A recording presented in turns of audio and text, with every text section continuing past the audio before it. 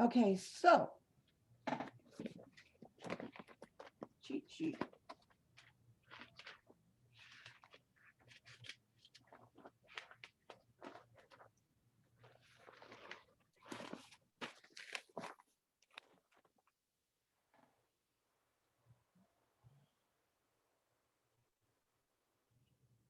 Hmm. I hope. Okay, see all. Okay, I don't want to do the announcement. I just want to do the page. Okay, so I'm hoping. All right, so now I gotta go live. Oh my God! Tell me I didn't go live yet.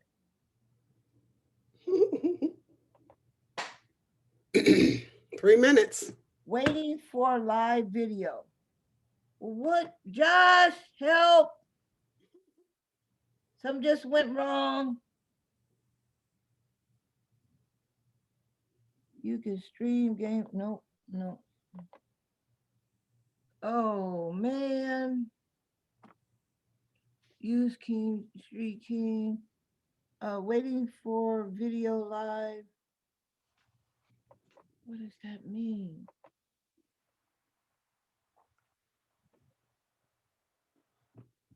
Why don't you say it then? Uh-oh. It's not. Uh-oh. It's not doing it. Oh, brother. Okay. What is going on? It was right there until I went out. Oh, let me go back to Zoom. Uh, Zoom said go live on Facebook. See here. Now just do it again. See here. I just gonna have to do it again. Copy. Okay. Group for success.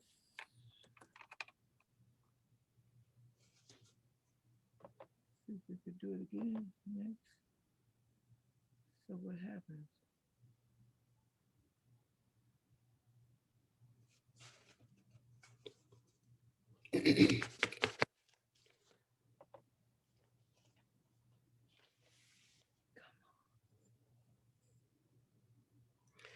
Okay. Okay.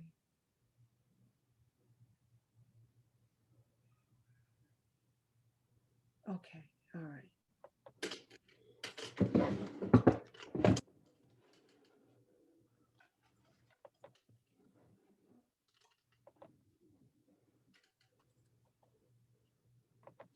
We good? I think so. I'm just putting in the title again.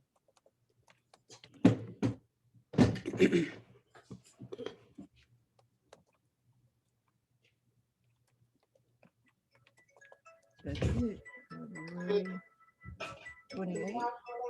Okay. 28, 2021. All right.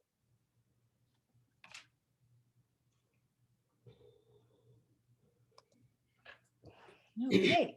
Here we go. And, All righty, righty. all right. Welcome to 4 Hour Success. How are you today? I am Coach Mary Ann, and I'm just trying to get my camera straight here. We are so excited. I'm here with Dr. Linda Dugan. Hey, And everybody. we are here just to enjoy the time with you today and talk about relationships. We're going to talk about various types of relationships. We're going to talk about the do's and the don't elements of a good relationship. And so hopefully today you can get some information that's going to help you in your relationship, whether it's be with your family, your spouse, your boo, your employer, whatever. There's a lot of elements that really help us function well in our relationships. So we're excited. So Linda, take it away. Well, the first thing I think that we need to talk about is relationship. Well, we're going to talk about a lot of things. We're going to talk about all of those. We're going to tap into them, but we want to get to the essential things of relationships.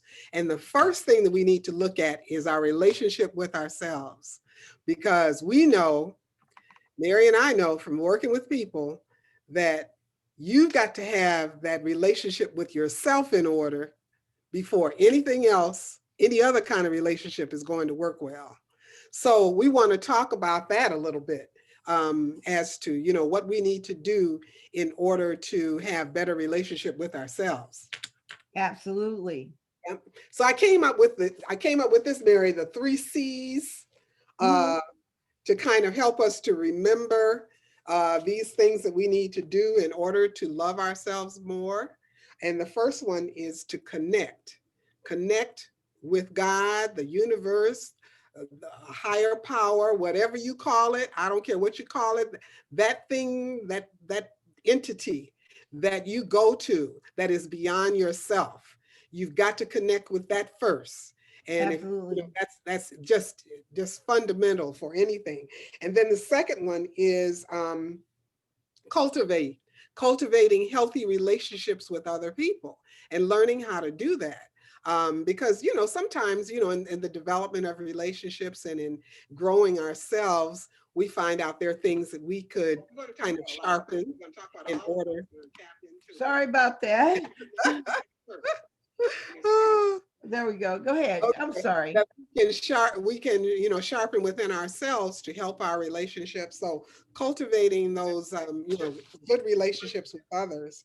And then the last one is commitment to being responsible for improving the relationship, taking on your part of being, making that relationship better, being responsible for that. And even, with yourself, being responsible for that. It's not someone else's fault that you do this or you do that.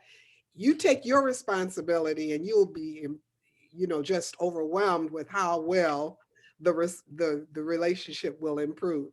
And that's all we can ask you to do anyway. So just taking responsibility for your part in the relationship. Those three C's are essential for developing a relationship with yourself as well as with others. So, okay. So let's talk about what relationship we want to talk about next, Mary. Well, the first thing I want to talk about some of those do's of a good relationship. On top of what you just shared, and we're going to see how what you just shared really comes into play.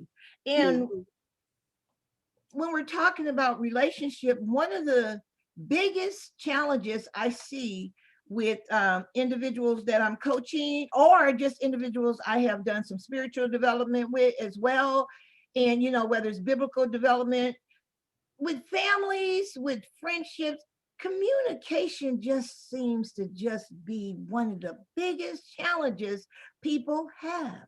Yes. Communication, and that communication has so many do elements to it and don't elements that's the main one. The communication, being a Christian, according to our system of belief, the Bible tells us that our communication should be wholesome. It should be yay, yay, and nay, nay. It should be, clear. We should be empathetic and sympathetic. But we find that a lot of people, the reason why they have the biggest challenges is they don't know how to communicate to each other. Right. Mm-hmm. And what are some of those do elements? The first one is listening. Mm-hmm. In coaching, we learn 3 types of listening. They're called level listening. There's that level 1 listening, in one ear, out the other. Out the other. Mm-hmm. I heard you. Mm-hmm. No, you really didn't hear me. You may have heard a sound. You may have heard the sounds that I was making. You may have heard the words I was saying, but you didn't hear. Mhm. Then there's level 2, where now I'm hearing you. I hear your words. I hear what you're saying. I understand what you're saying. I'm even seeing how you apply what you're saying or how you relate what you're saying to the situation. Level 3, And one of not the only do I mhm, hear what you're saying, I hear what you're not saying. I'm looking mhm. at you. I see your face. I see your demeanor. I Body see your language. shoulders. I see your body language. I'm here with you. And it's called being present. Yes, When you yes. are truly listening, you are being present And with one of the the things, one person. of the skills that we use in counseling too is to help people to check in with your partner and repeat what you think they have said. Because what you think they have said and what they mean is not what they necessarily have said or mean. So that repetition as to how you're interpreting their words is really important in order to really verify that you are understanding. And so, for example, if someone communicates with you about something, um, uh, just play it back to them like they have told you to see what their reaction is to it, if that is essentially what they have said. That's a really important little exercise that we do, to Let- help people clarify that, to make sure they're understanding. So let me That's give them a demonstration of that right now. So Linda, so what I heard you say, and see if I understand you correctly, is mhm, that when we're communicating with our person, the person who's on the other end, whether it's our spouse or whoever we're trying to kids communicate or with, whatever. we should Mhm, replay back what they said so they mhm. can know that we heard them. That's right. And that's a That's really great tool in communication, is that you can even reframe it, say it in your own words so that they know that you are there, that you are present, you're with them. So mhm. is that an example of what you just Yes, said? I just yes, played back to exactly. you what I heard you say. Right, right. But sometimes, we don't get it right. So we've got to, that is one tool that will help you to ascertain whether you really have the information, because we're putting in, our feelings and what we think they are doing and all this other garbage instead of really, working from base level, as to what they are really communicating to you. Yeah, because some people actually hear what they want to hear and not what you're actually saying. Saying, mm-hmm, Because some people don't want to hear what you have to say, which mm-hmm, means they just don't want to receive nope, what you have to say, because not. maybe they agree with what you have to say. So let me give you a Or tool on maybe they're great not, listening. they may Huh? not, they may not be ready to receive it, Right.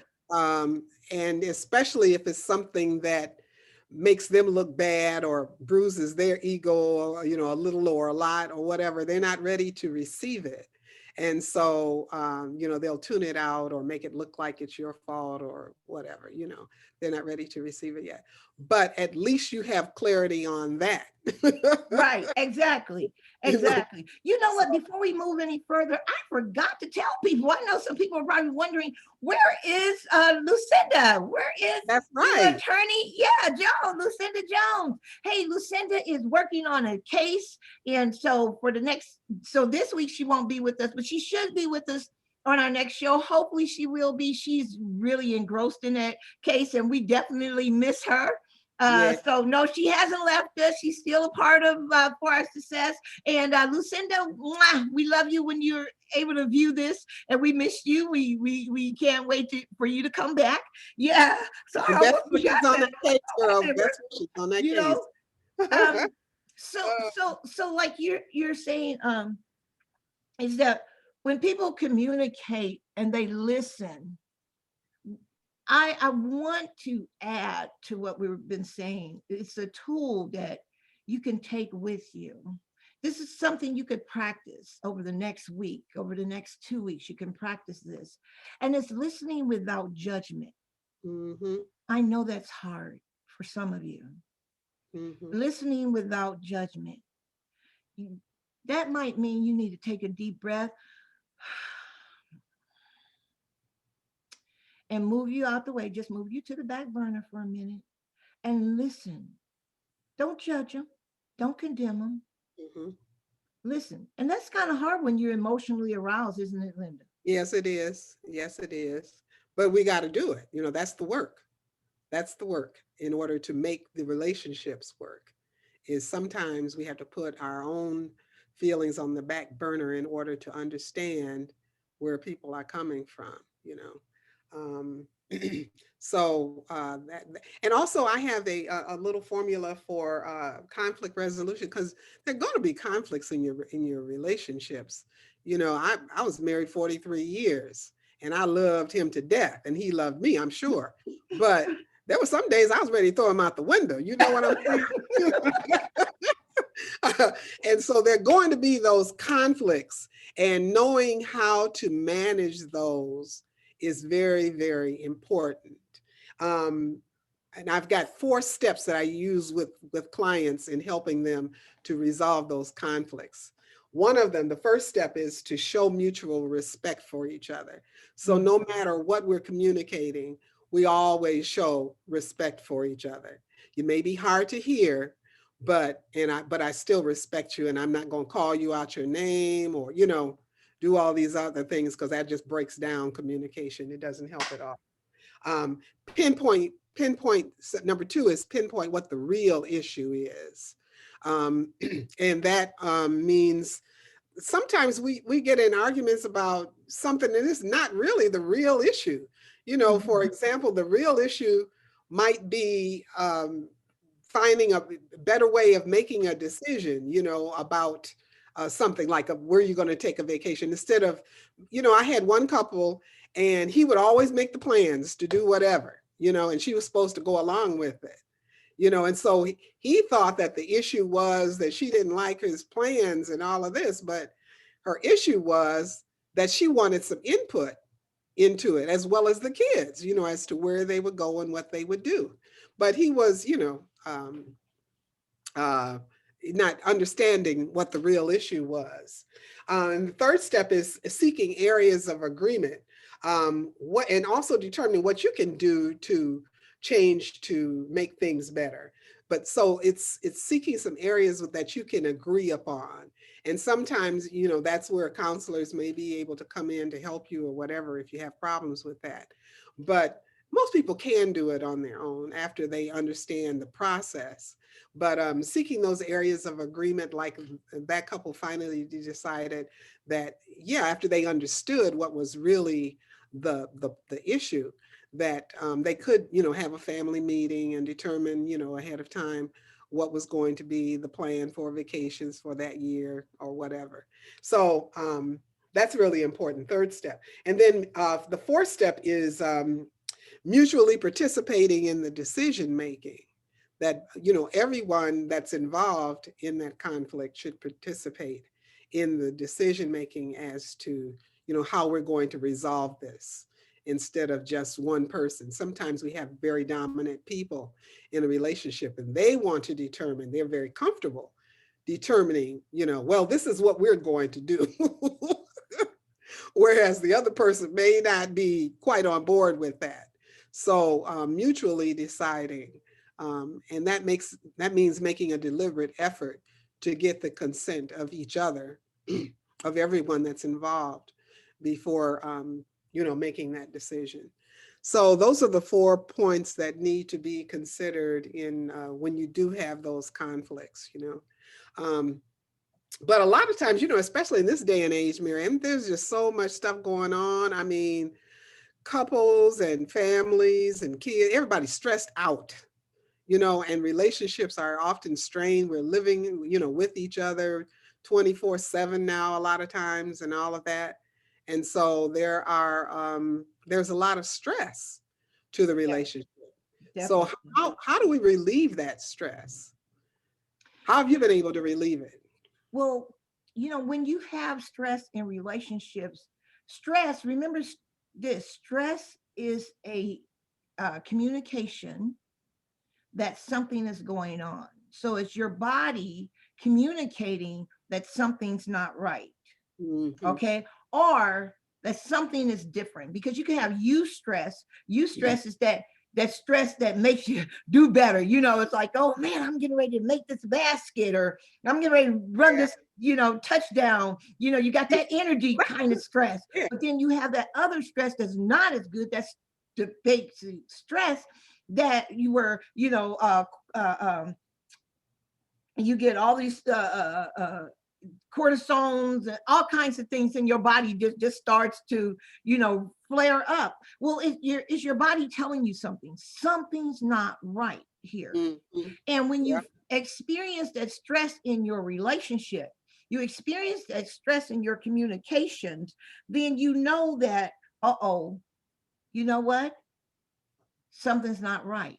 So what's the first thing you should do? Mm-hmm. You might first check with yourself. Mm-hmm. There you go. Check with you. So if the stress is if you're feeling stress, you're feeling anxiety, check with you. Mm-hmm. And that's where that prayer and meditation and all of that comes in too. That's the first thing I do when I'm stressed. I got to check it out. I got to talk to the Lord about it, and see where it's coming from, what it is, and what I can do to relieve it, and how much of it is, what I need to do in order to relieve that thing. How much of it is because of something I'm looking at, my perspective on the situation. Try to get a focus on that. And let me add this with when you're noticing first you, then you might ask yourself, okay, what do I need to address right here? What seems to be, is this me? Is this them? So if you say, well, it's them, if you conclude that, okay, I'm doing what I know to do, then you can now address it with that person. But this is where the mistake comes in. A lot of times when we are so full of stress, because many times we let stuff build up and we don't address it as soon as we need to address it. We let it all build up. And now the person is not getting ready to hear what the problem is, that's before you. They're getting ready to hear what the problems that led up to now, whether it was the problem they didn't address 5 times before, and then they want to compile all that on you. And then, and now they want to just let you have it. And rather than communicate, it's accusations, it's battling, it's tongue lashing, it's calling names, it's doing all kinds of things rather than having a conversation. And so the first thing people should be mindful of is, how are you coming across when you're trying to address this with that person? Is it, are you accusing them? Are you fussing them out? Are you communicating in a way where they will really hear you? Now, some people don't want to hear it. I don't give the wrong time. That's another thing we need to talk about, Linda. Remind me, timing. Because there's a time when you want to do this communication. Sometimes people are not ready for it at that time. And you got to recognize that. So it's like, go ahead. Well, I was just saying, it's first noticing you, because it may not be the time for you to say nothing, because you may have all that stress on you, and you know that if you say one word to them, it's just going to come out like a river. So check yourself, like Linda said, breathe. Hey, if you have a meditation practice, meditate. If you have a prayer practice, pray. Do what it takes for you to sit and put yourself in check. Sometimes people just don't want to check themselves. They will always want to check somebody else. Check you. And when you check you, now you can see if it's the right timing for you to check, or not check, but for you to address the issue with the other person. And you always want to have a conversation, because when you are emotional, and here comes the neuroscience. I love it. But you got that emotional centers, that amygdala in there that's firing off. And it's saying either fight, flight, which run from it, or freeze, don't know what to say or what to do. Okay. But whenever you do that, you're thinking. your executive functioning, your thinking is diminished. So you can't really think. Have you ever been so upset that you can't think? You ever been Mhm. so frightened you can't think? You ever been so mad or sad or that you can't think? It's because your amygdala is fired. It's firing and it's active, and your thinking is low. Sometimes you do need to escape and just, put your mind on something else for a while. True. Because and focusing on what you can do and what you can have instead of focusing on the problem all the time. Like let sometimes you tell your kids time out, you know, and just redirect that energy or that sadness or whatever it is to something else. We have to do that in our relationships all the time and with ourselves even, sometimes. But focusing on those positive things that are working in your life, focusing on what you can do to make a difference, focusing on what you have or what you can have instead of what you don't have. Those are things that will relieve that stress and Yes. take you to another part of yourself that is more positive in moving you out of those, those situations where you have no control or you think you have no control.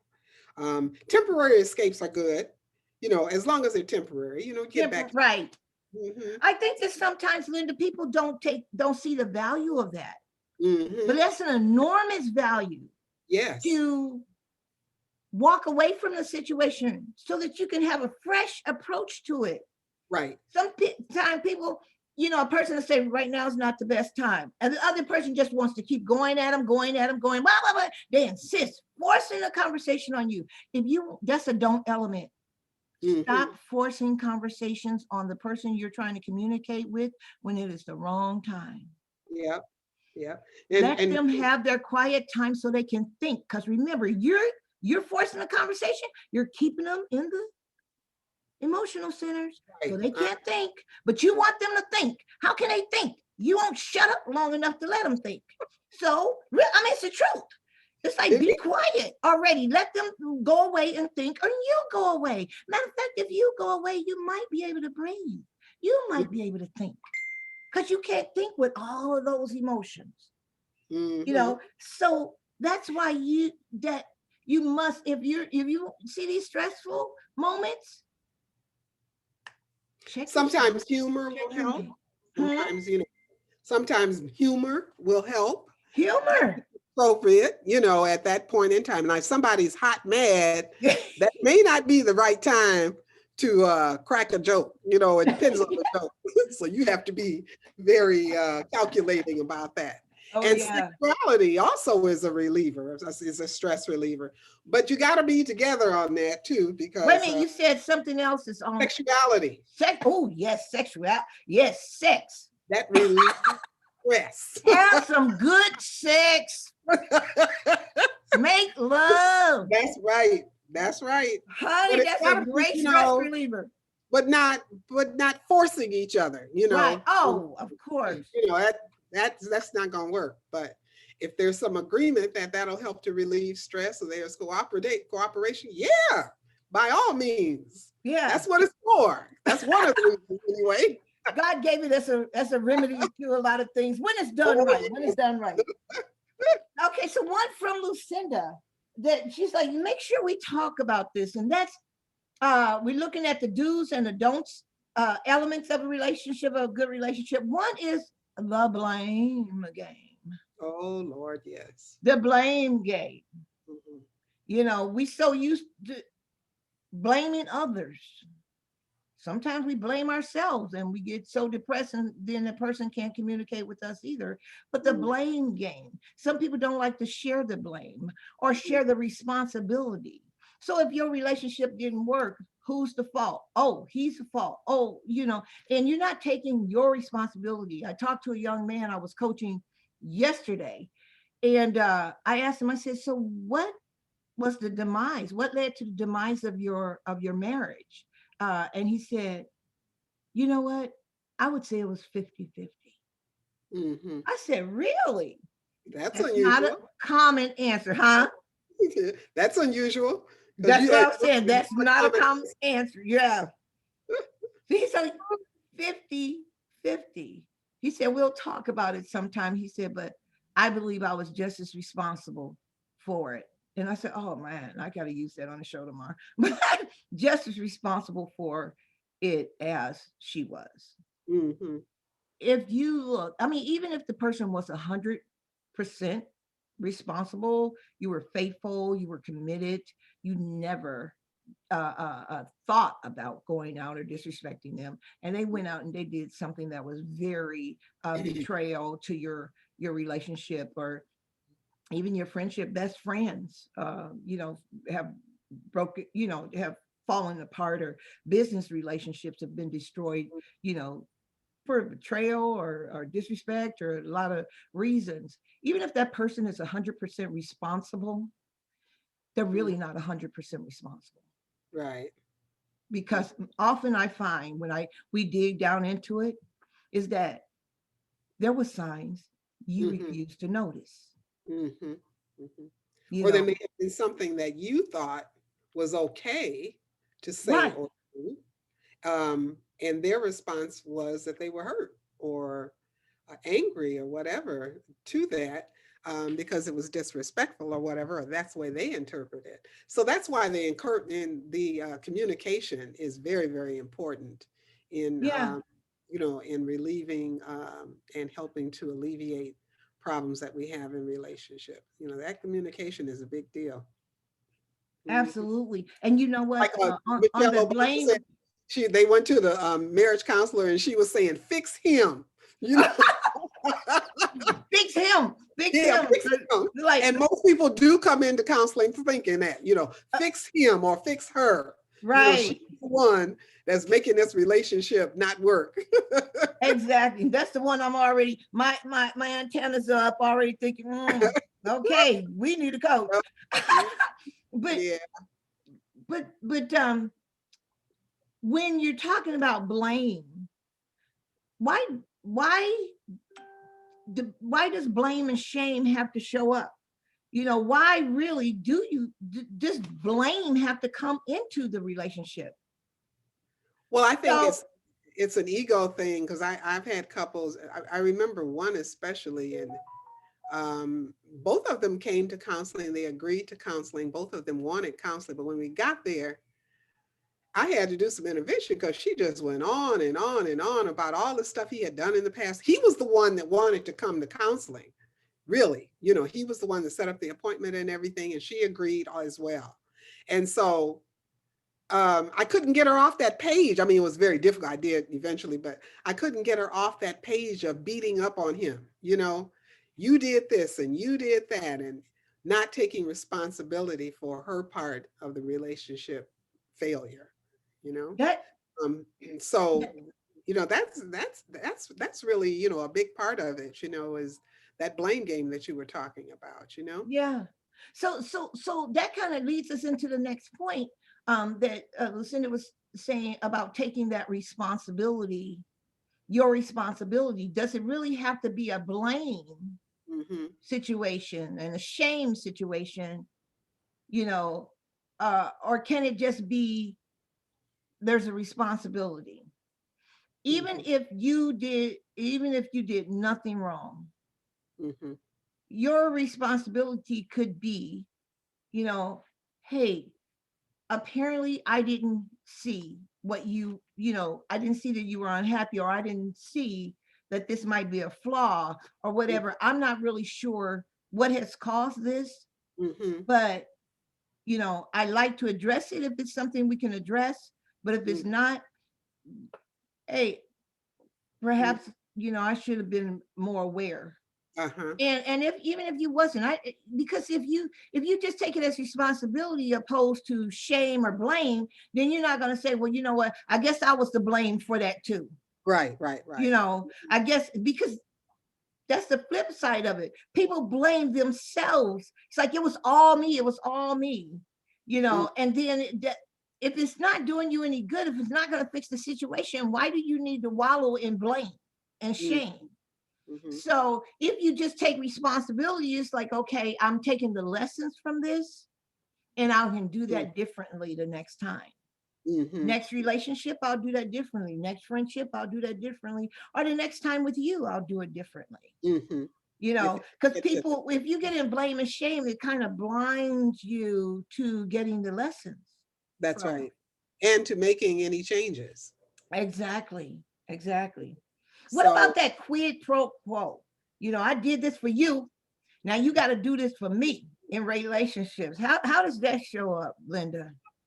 oh, oh, girl, I tell you, it's not always 50-50. That's the bottom line for a real relationship. It's not always 50-50.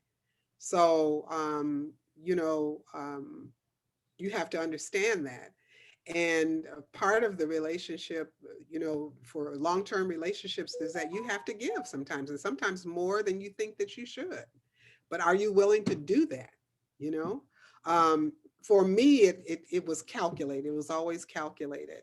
But there comes a point where there is a trust in the relationship so that some things aren't even important anymore. I mean, you know, it's not like you did this for me and I did, you know, I got to do this for you. It's like, you know, okay, so you do this and I'm not real happy with it, but I found a way to be okay with it, you know, and it makes our relationship okay. Also, it keeps us from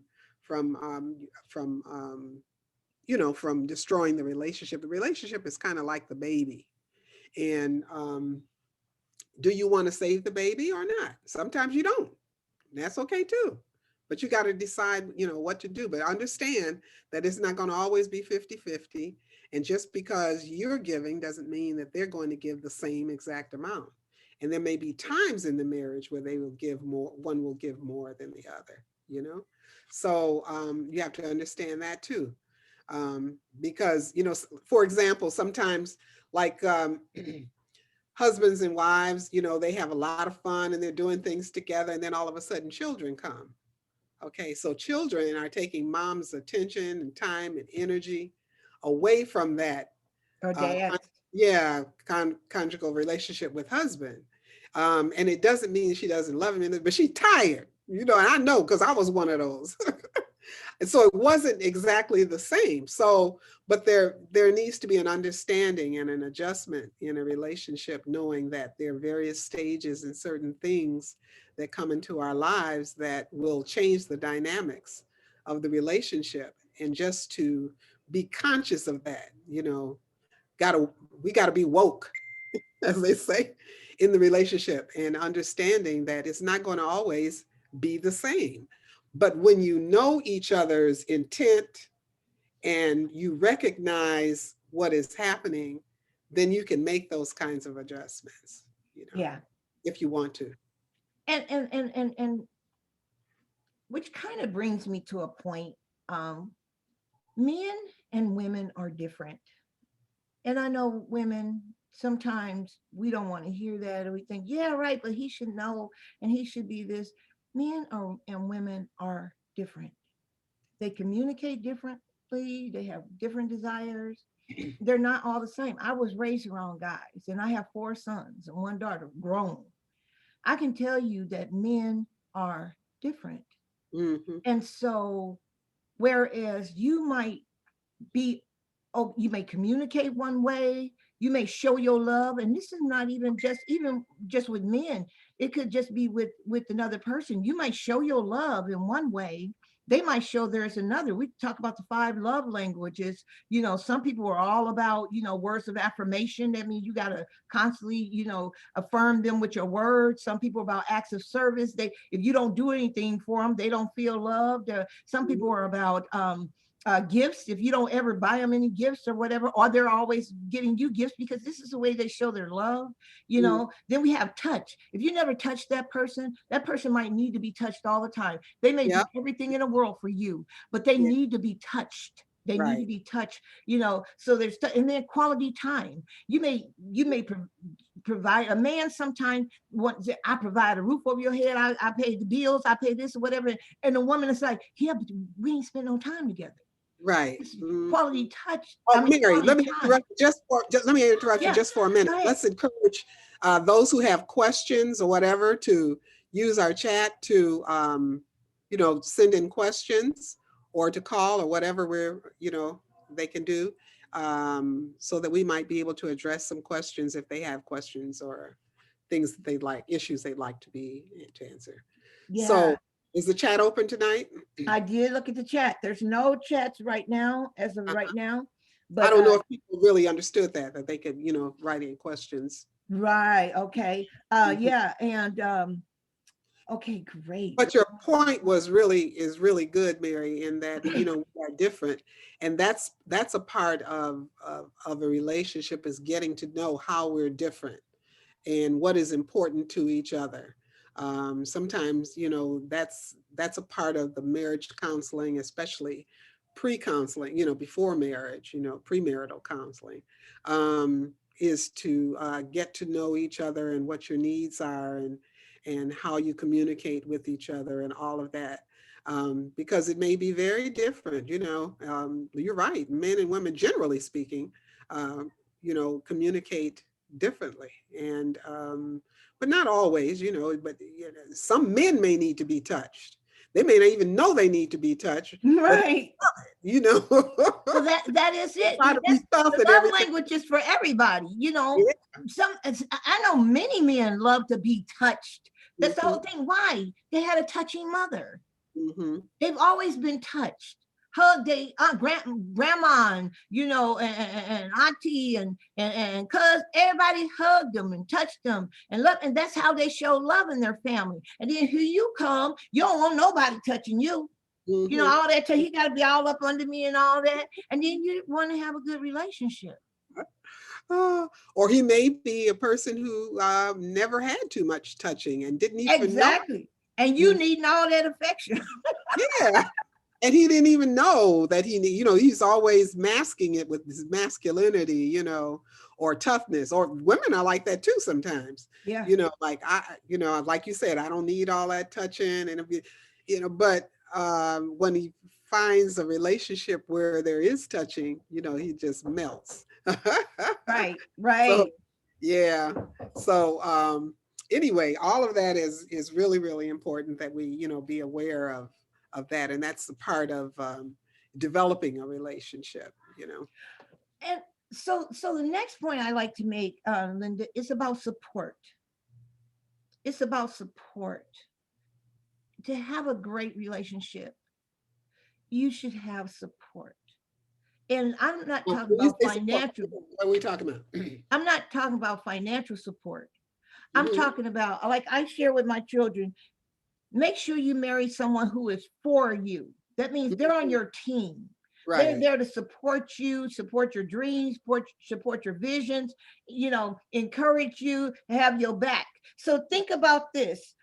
If you were doing there's when we sometimes in a retreat, what we do when we're trying to establish trust is we put the partner behind and behind the person, and then Yeah. we have the person fall back in their Okay. arms, Yeah. right? Uh, And you find so many people that are stumbling, they don't want to fall because they have a trust issue, Yeah. that they don't trust that this person back here either is strong enough or quick enough or or stable enough to catch them, or they're just not used to yielding themselves like that. Well, the Yeah. person in the back is the one to support and say, I'm here for you. I Hmm. got you. No matter, you can fall back, honey, because I got you. Hmm. Hmm. Be that support for your partner, your child. Oh my goodness. Yeah, I Yes. do want to hit on parent Absolutely child important. relationship in a minute. For Yes. your child, Hmm. be that support for them. And parents need support too, children. Yes. Parents need to know that you got their back as well, that you Yes. love them too, that you're there for them too, that they can fall back in your arms too. Mm-hmm. So that support really helps a person to, just to grow and develop and to be stronger. It gives another person strength. And Yeah, it's that, go and ahead. support is another word for support to me is encouragement, Yeah. that's a part of support, I think. And a lot of times I found in the marriage counseling that we've done is that that's a missing element. There's no encouragement of each other, or else it's one-sided. One person is doing all the encouraging, providing everything, and the other person is just receiving, but they don't feel a need to give. So that encouragement is really important. And Important. encouragement is so necessary. And especially in parental relationships, with your children. Yes.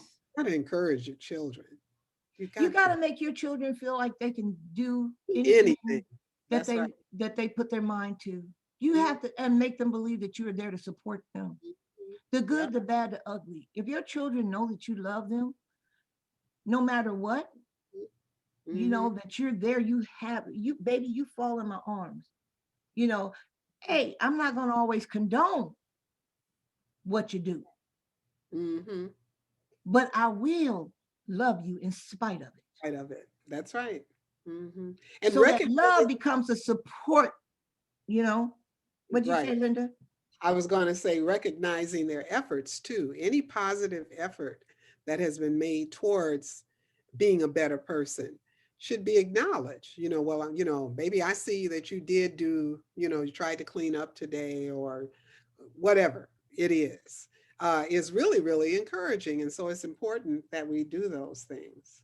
Yeah, and which brings up another point is that when you are cohabitating, and this is for those people that are living together, whether it's, family or whether it's, a married couple or whatever, when you are cohabitating with someone,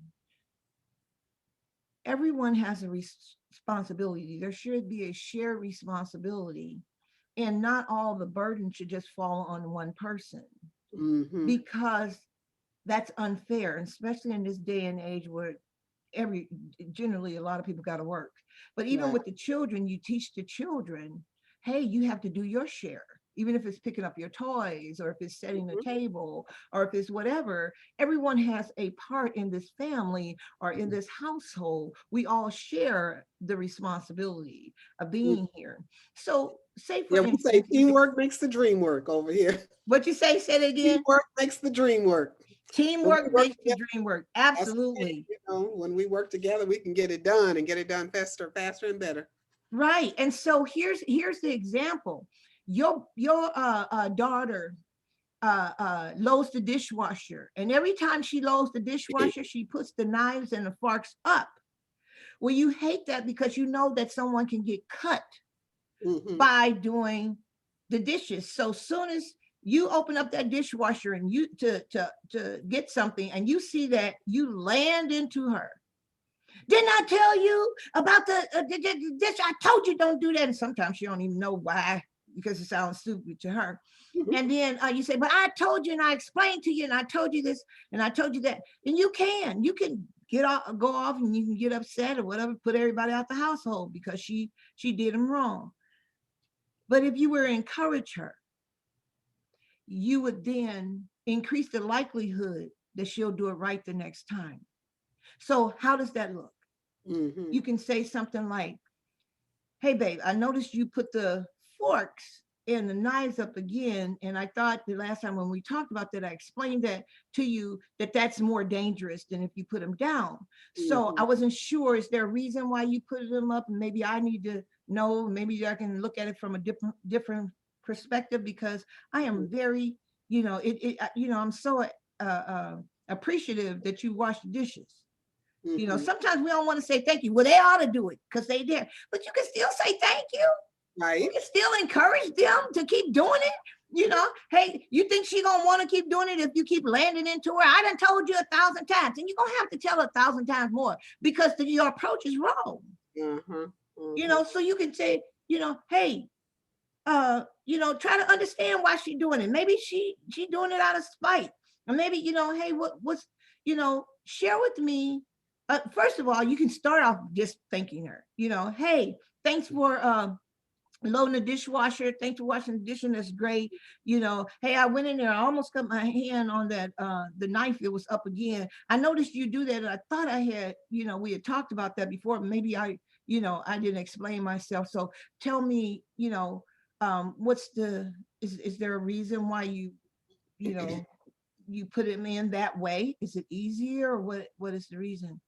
You know, and just so that she understands that her input is valuable as well. Mm-hmm. She might say, "Oh, I didn't even think about it." Oh, okay. Well, babe, I wanted to bring it to your attention because it is dangerous.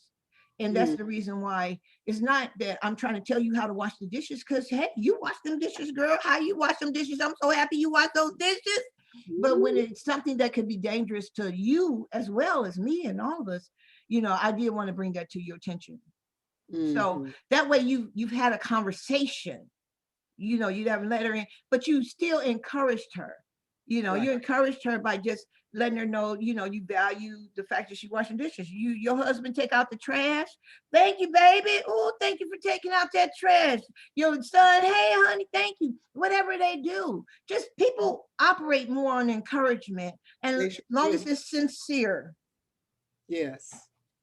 Yes. So You got something? we've hit the two things we have not hit, and I think that then we'll wrap up. And one of those things is unconditional love and forgiveness. Mm-hmm. Unconditional love and forgiveness. Linda, you want to speak on that first? Well, unconditional love means that you will love them regardless as to what happens with the relationship, whether you're together or not. I mean, sometimes I found that some people do need to split, you know, but that doesn't mean that they don't love each other and have mutual respect for each other. It's just that they have found that there's some things that um, the other person um, has shown that they're not willing to compromise on. And so that's a part of relationship development, I think. Whether you go into the all the way to the marriage thing, down the aisle, or whether you're just exploring, in your relationship. And that's okay. Splitting is okay, but showing mutual respect for each other and also for yourself as to what your boundaries are is very, very important. But it doesn't have to be bitter necessarily. Yeah. That's the thing. It doesn't have to be a bitter split up, and especially with kids, it's just you've got to find some kind of ground where you can work together because your focus is that you're going to be together because you got these children together, and they deserve to have a platform of love regardless as to what has happened between the two of you. you know so helping couples to develop that, because sometimes it's hard when you're emotionally involved in something, and you're angry and upset and everything. It's just real hard. But that's when you have to work on you. You Yeah. know, that's that me love again. Yeah. Um, but because it's in your best interest to take care of you and to do the things that are going to not only help that relationship um, to work better, but also yourself to feel better and to function better. Because I've seen some bitter, split ups with kids, and it's just, oh my goodness, it's so stressful, so stressful. I did a on my website. If you all want to take it, you can take it, motivitycoaching.com, MOTIVITY coaching.com. There is a assessment there. It's just like a survey to see how much input the wife has over the husband's, or no, let's say the mother has over the father's involvement with the children.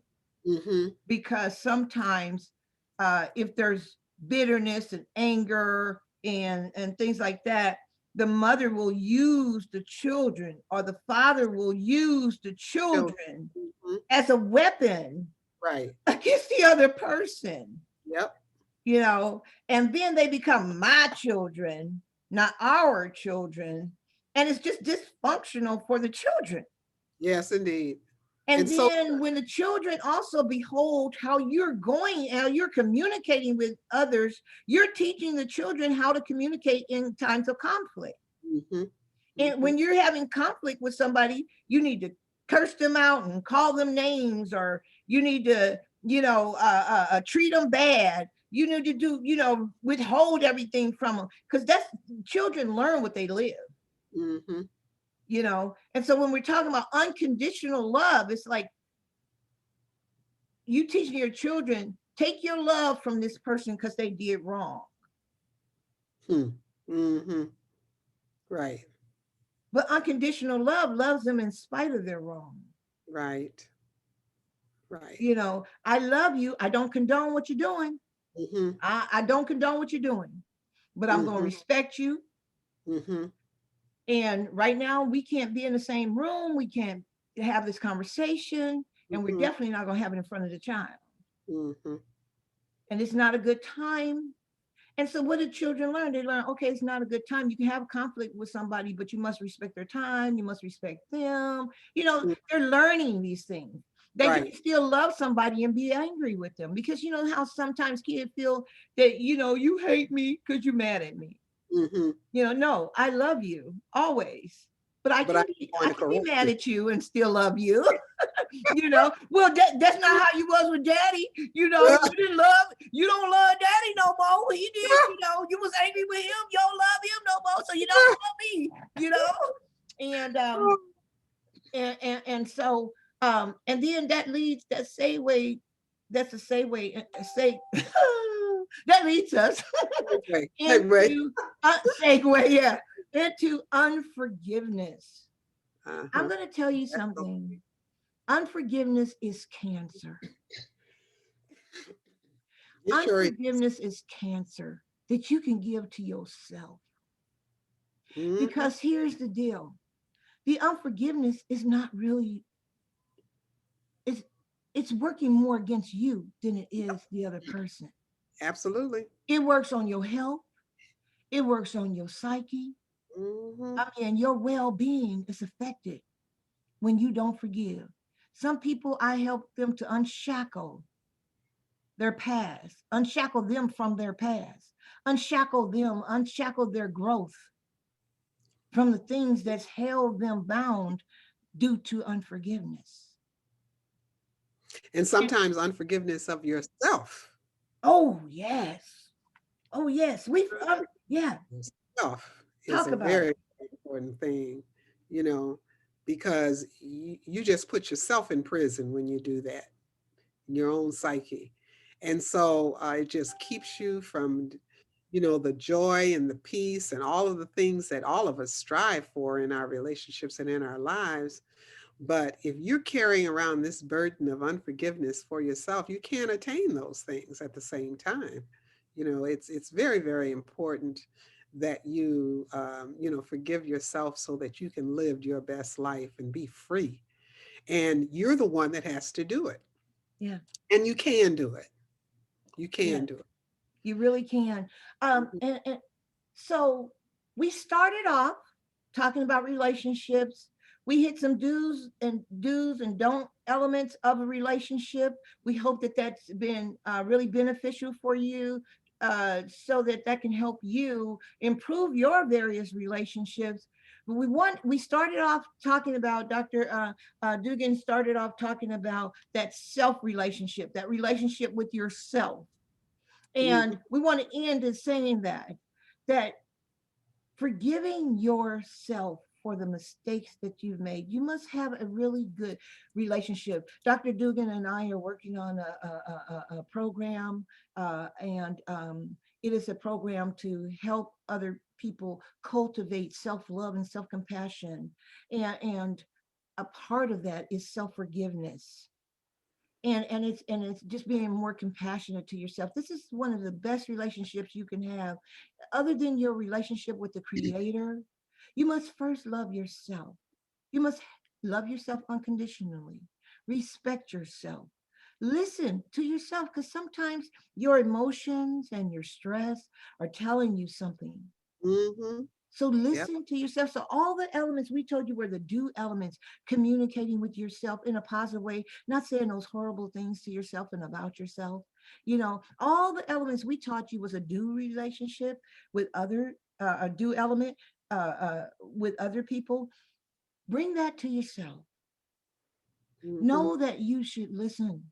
Know that you should love yourself and forgive yourself and be compassionate, and gentle with yourself, and treat yourself the way you treat others, because you're just as worthy of that self-love, that self-forgiveness, that self uh uh what would you say, self-respect. you're, Mm-hmm. you're you're worthy of all of those due elements that you're giving to other people.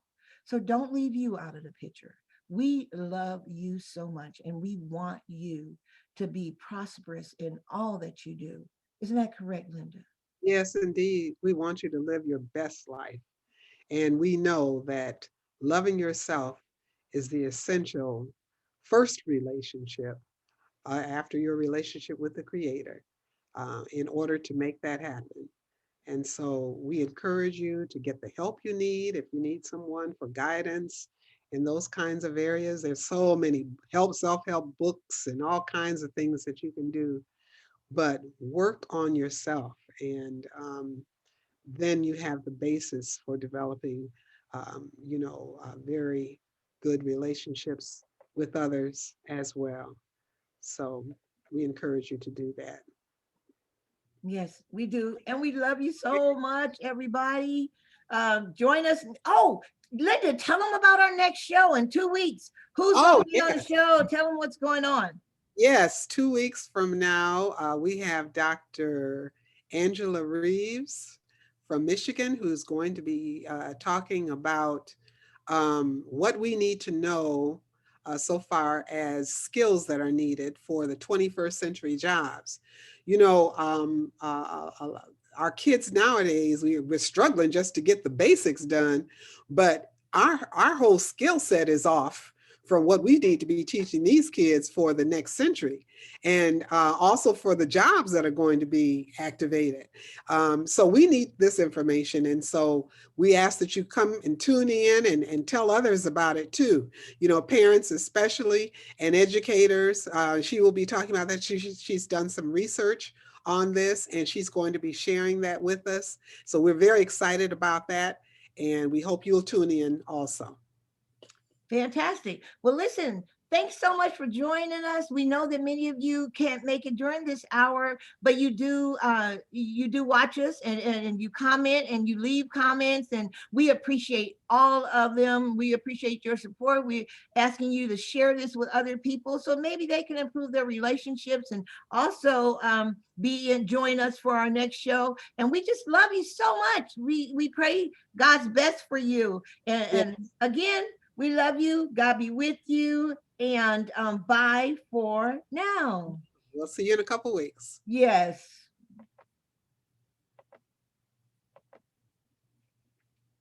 Okay, the live stream is off. Good. All right. Let So me what you think? stop recording.